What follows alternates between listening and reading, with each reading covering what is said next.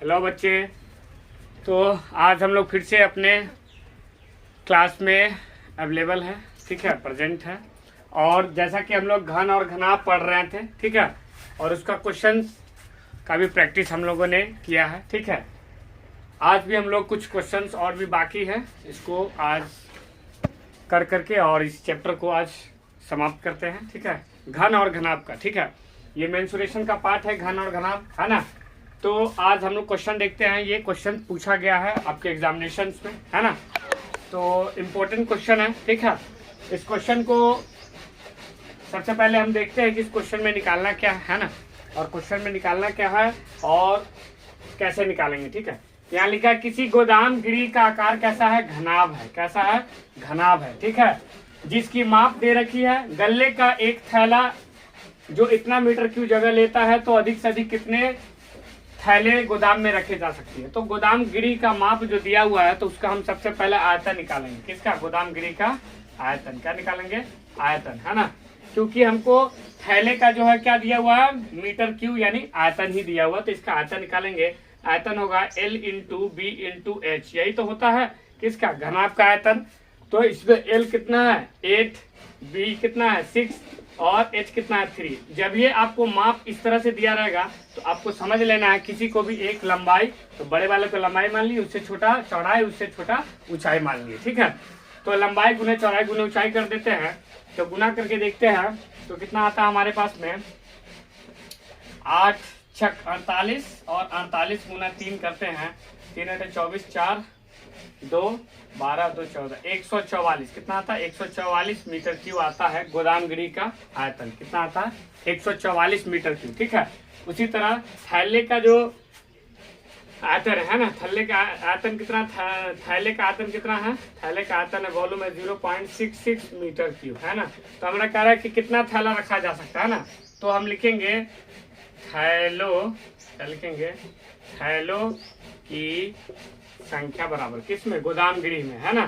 तो गोदाम का आयतन क्या है, गोदाम का आयतन है 144 मीटर क्यूब, और उसको भाग दे देंगे किससे, 0.66 मीटर क्यूब से भाग दे देंगे, तो हमको फाइंड आउट हो जाएगा। दशमलव हटाएंगे, ऊपर में 144 इंटू 100 करना होगा, और नीचे में 66, क्या करना होगा, 66, ठीक है।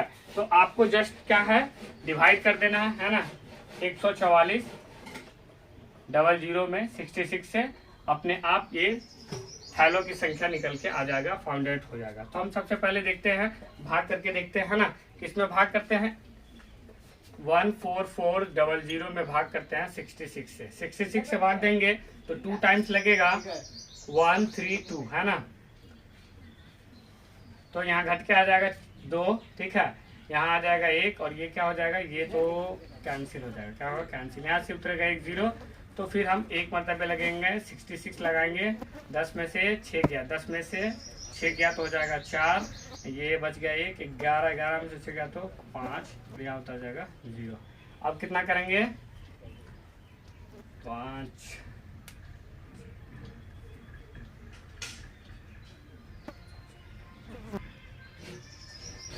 8 मरतबे देखते हैं, है ना,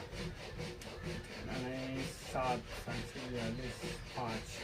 5 मरतबे लगा के देखते हैं, तो 66 गुने 5 करते हैं ना, 5 छक 30, 30 के क्या होगा 0 हासिल 3, और 5 छक 30 और 3 33, 330 से होगा 6 मरतबे लगा के देखते हैं, कितना मरतबे, 6 मरतबे, है ना। 10 में से 4, ये बच गया 1, 11 में से 5, ठीक है। तो 66 गुने 6 करते 6 36 के 6 हासिल 3, 6 36 3 39, ठीक है। 7 मतलब लगा के देखो, 66 इंटू 7, तो 6 7 42, 4 और 42 4 46, 462, है ना। तो लगाते हैं कितना, 7 मरतबे। कितना मरतबे लगाएंगे, 7 मरतबे। 8 मरतबे लगा के देख लेते हैं, है ना।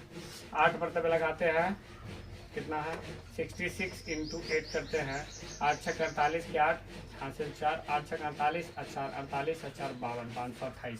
हाँ, तो आप 8 मरतबे लगा सकते हैं, 528, है ना। तो ये कुछ शेष बचेगा, उसको नहीं लेना, 218 थैला आ जाएगा। कितना आ जाएगा, 218 थैला, इसमें 218 थैला आ जाएगा इस गोदाम गिरी में, ठीक है।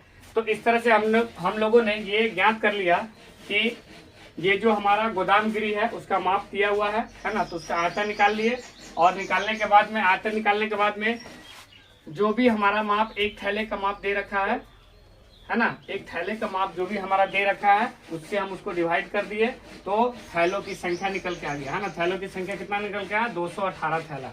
218 जो थैला होगा वो उस गोदामगिरी में अट पाएगा। ठीक है, तो इस तरह से हम क्वेश्चन कर लिए।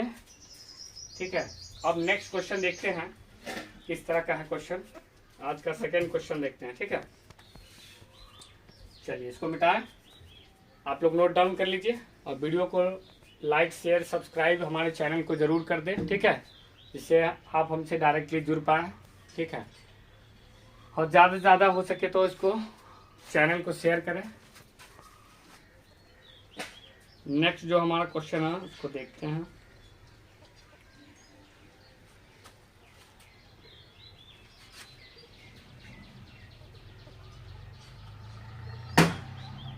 चलिए इसको मिटाते हैं, इसको मिटा दिया जाए।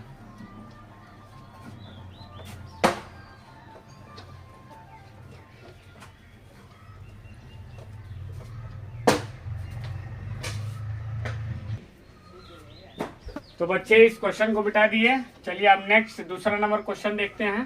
ठीक है, आप लोगों ने उसको नोट डाउन कर लिया था। चलिए नेक्स्ट क्वेश्चन देखते हैं, दूसरा नंबर है ना। दूसरा नंबर क्वेश्चन क्या है वो देखते हैं। वो लॉन्ग क्वेश्चन था है ना। दूसरा जो हमारा क्वेश्चन है वो है, ठीक है, दूसरा जो हमारा क्वेश्चन है, एक बंद लकड़ी के बॉक्स के बाह्य मापन। क्या लिखा है? एक बंद लकड़ी के बॉक्स के बाह्य मापन। बाह्य मतलब बाहरी द्वारा है ना। बाह्य मापन ठीक है। बाह्य जो मापन है 42 सेंटीमीटर गुने 30 सेंटीमीटर। 42 सेंटीमीटर गुना 30 सेंटीमीटर गुना 27 सेंटीमीटर है ना। यदि क्या लिखा है? यदि बॉक्स 1 सेंटीमीटर मोटी लकड़ी से बना। यदि बॉक्स 1 सेंटीमीटर मोटी 1 सेंटीमीटर मोटी लकड़ी से 1 सेंटीमीटर मोटी लकड़ी से बना हो। ठीक है, 1 सेंटीमीटर मोटी लकड़ी से बना हो। ठीक है, 1 सेंटीमीटर मोटी लकड़ी से क्या हो? बना हो। ठीक है, बना हो। ठीक है, तो बॉक्स की धारिता ज्ञात करिए। तो बॉक्स की धारिता ज्ञात कीजिए।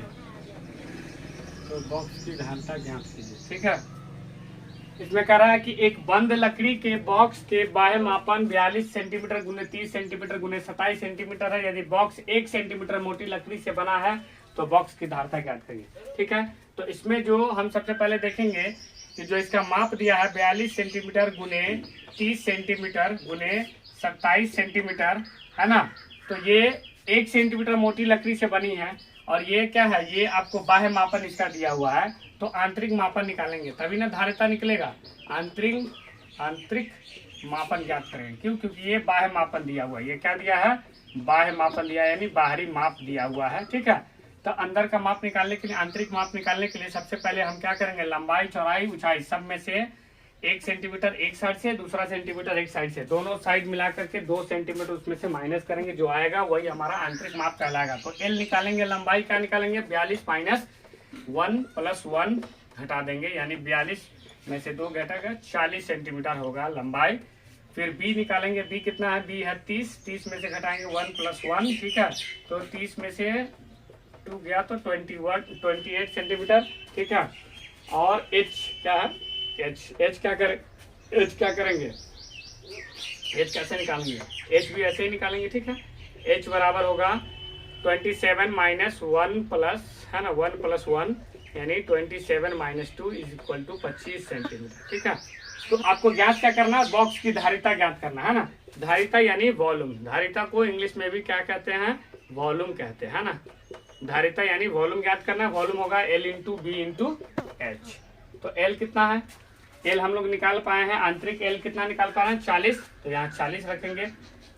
B कितना है 28 और H कितना है 25, है ना। गुना कर देंगे तीनों को, जो आएगा वो हमारा आंसर हो जाएगा। ठीक है, तो गुना कैसे करेंगे, तो 25 चौके 100 होता है और 1 0 पहले से ही है, यानी 1000 हो गया। कितना हो गया, 1000 गुने 28 करेंगे तो हमारे पास क्या आएगा, 28, ठीक है, 3 × 0 28,000 सेंटीमीटर क्यूब, 28,000 सेंटीमीटर क्यूब, जो इसका आयतन आ जाएगा। क्या आएगा, आयतन आ जाएगा, जो बॉक्स की धारिता होगी या फिर वॉल्यूम होगा। ठीक है, तो इस तरह से हम बॉक्स का क्या निकाल पाए, धारिता निकाल पाए। ठीक है,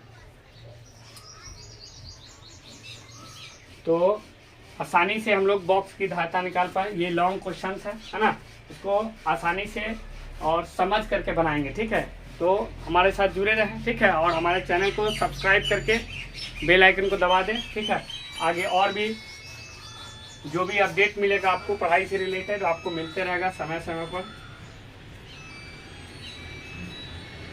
चलिए एक क्वेश्चन और देख लेते हैं।